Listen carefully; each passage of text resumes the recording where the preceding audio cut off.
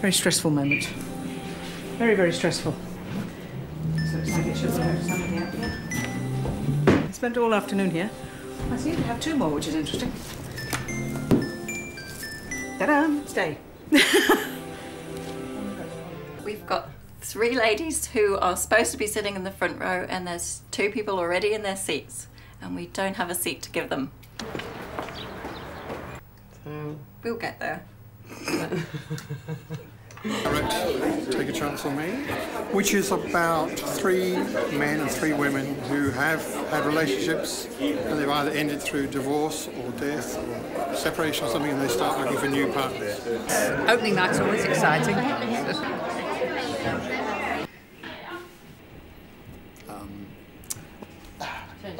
Clear with any stress you've had during the day, and just to think about the show and focus on the show. And, Once everybody gets in here, yeah, it goes really, really noisy, and then it goes really, really quiet, and everybody starts focusing, getting scared, yeah. Sorry, nervous. I don't tend to feel too nervous until you get out there and see the whites of their eyes.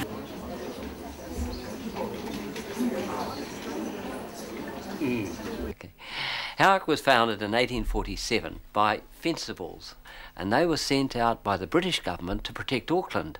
Howick had been isolated in many ways, and a concrete road was opened in 1931, and following the war there was a lot of immigrants, particularly from Great Britain. A lot of the English immigrants coming to Howick were used to cultural activities back home, and when they arrived in Howick, they wanted to start similar organisations. I think Alma Woods was one of the critical factors because of her enthusiasm and her experience with theatre back in Britain. When she arrived in New Zealand with her husband in 1952, there were a lot of similar people in Howick, and she just brought them all together. She's a very extroverted person, obviously. You did as you were told. She was a great believer in laughter. She said it opened up the lungs. You knew who was in charge Yeah, when Alma was there. Yeah. Alma phoned me and said, "Johnny, do you know the words to that song, Young at Heart?" I said, "Yeah, I do, actually." She said, "Because I want to do it. It's for young kids, you know. That song, it's fairy tales can come true. It could happen to you if you're young at heart." And that really was Alma.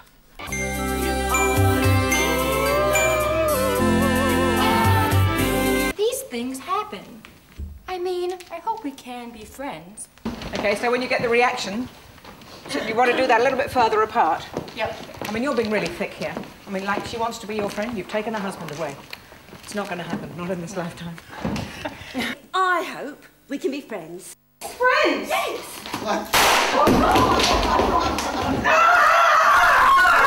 I don't like auditioning. I don't think anybody does. The thing with community theatre is, you know, for guys like us, you can just about turn up. I mean, that's a terrible thing to say, but it's pretty bereft of guys. Yeah, it's quite sad. Full-blooded, vintage red seeks man with corkscrew to 21 and tons of fun. Warm, passionate, caring, cuddly. Likes theatre, gardening, walks along the beach. But you can't help wonder what they're really like.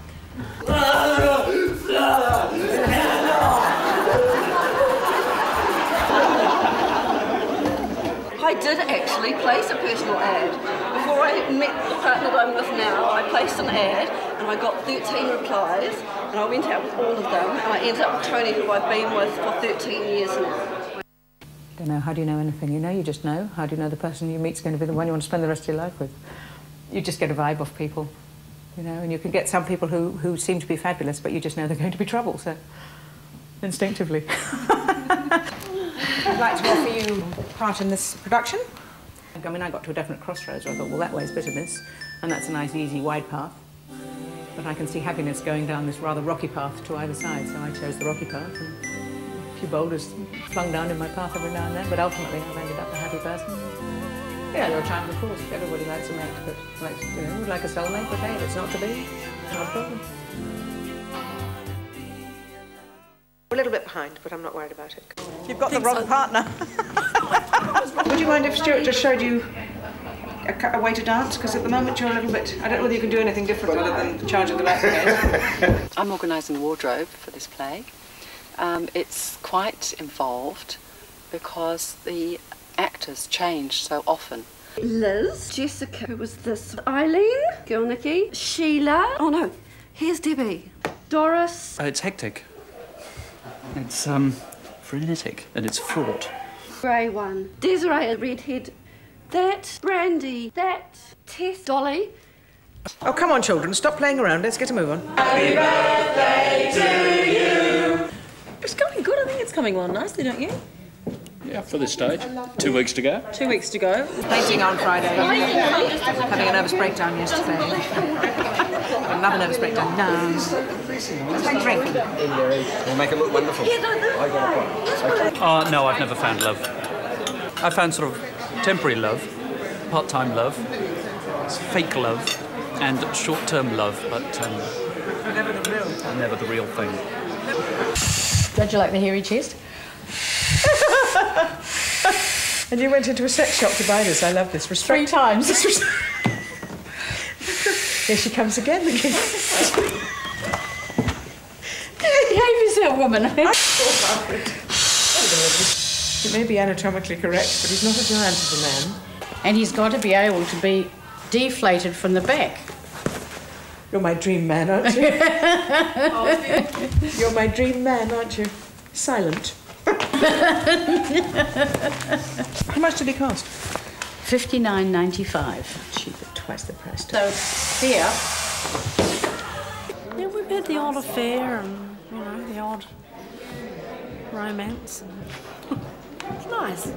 I can't remember which production it was. We were all getting dressed and suddenly a strange woman came in through the back door, stormed across the room and slapped the face of one of our cast. You know, when it first started, that old town hall, it was such an old ramshackle building, but the atmosphere was magic. We were more than just little theatre. We were supporting each other as like a family, you know. I mean, we got to know each other and we didn't have family out here who could help us. And when somebody needed help, we turned around and helped them, hopefully.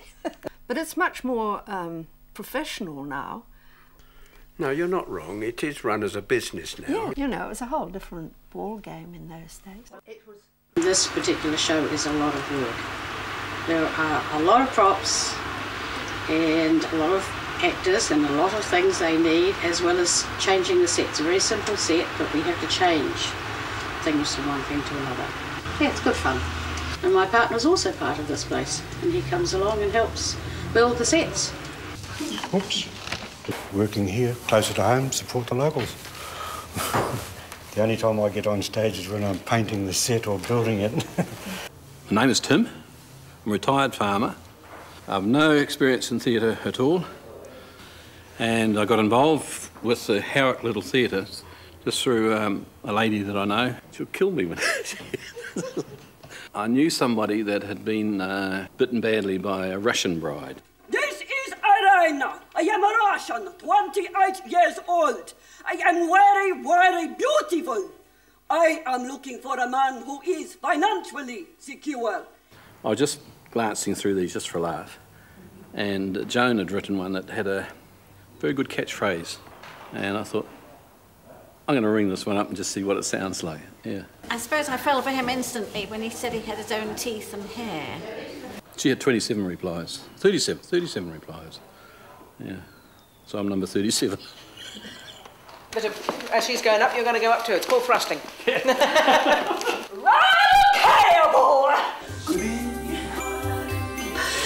Who's my favourite?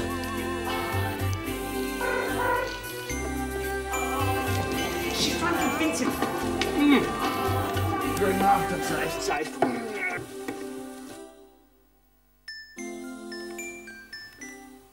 There's no tongues. Yeah, because you're in somebody else's house.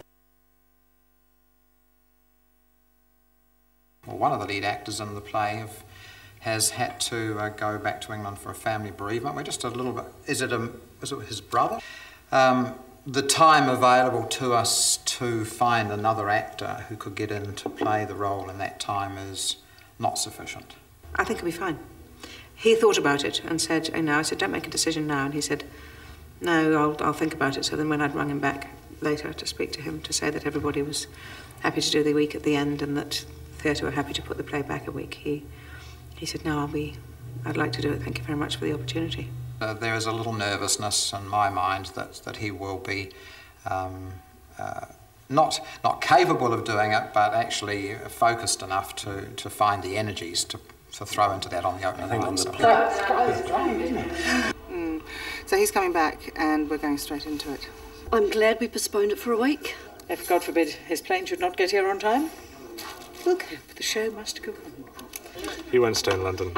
He won't stay in London. Please tell me he's not staying. No, he'll be back. He's very reliable, is Matt. He will come back. He definitely will come back. Matthew, come back! I've had 12 hours sleep since Tuesday. Oh, look. I'm a woman. I can do anything. Yes, I can. It's actually, the old cloud with the silver lining thing. We've really found these extra rehearsals very useful, especially from a technical aspect. They're going great. I think there's probably a little bit of work to do yet. If no one complains about the lighting or says anything about it, you've probably done the job rather well. You're right, good. Good to see you. It's good to be here. It's good. No, please. I'm so pleased. I mean, I've had 2 weeks out, and what day are we on? Saturday. Opening tonight, so it would have been a lot better to have had the unbroken stream. When I come back from the family thing back home, it's like, well, this gives me something nice to come back to get my head stuck into. And for the others as well. I mean, letting them down. It's like everybody. Dedication and commitment, two very important words in theatre. The team you've met here tonight are really into it. But they put so much time into the preparations of things, and everything's got to be right, and it's good to see it, I think. You're creating something from nothing. It's like a drug. You have to do it. Let's face it, most of us are acting a part in our lives, don't matter what. But when you're playing the part in a play, you have a character that acts like a cocoon, and virtually you can do what you like. It doesn't matter. Yeah, there is something about the roar of the grease paint and the smell of the crowd, as they say. You can feel the audience even when they're absolutely quiet.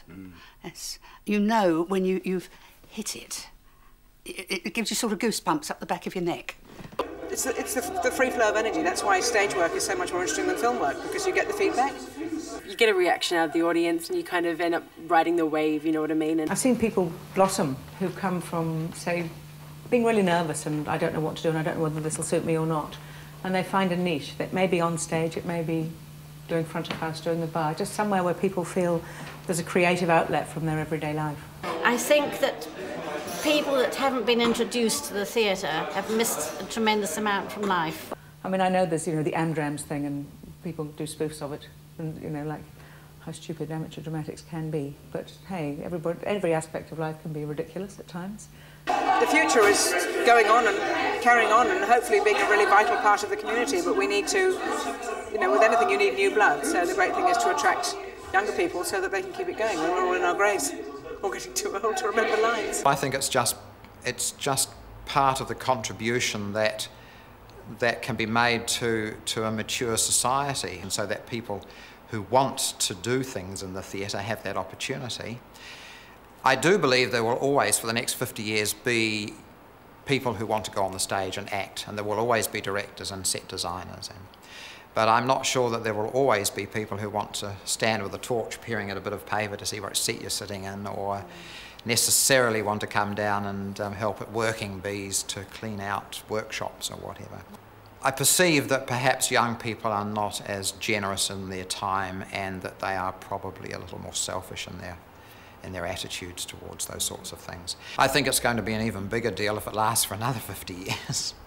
Because I think all the things that went into giving it its longevity through the first years of its life, I don't really believe that there would be that degree of dedication and resource to mount it. I do ask myself where the tears would be shed if the theatre folded, if we walked away from it and it didn't exist and we just reverted to a hall and the council found some other body.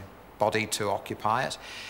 It's very hard to measure that. I don't know how upset the community would be at large. How real the tears would be. But in my less charitable moments, I would believe it was a dying art, amateur theatre, yes. People are putting in for no return, just for the fun, and then they sit back there and watch the show from back here. Don't take all the applause or anything. So it's really good to see that.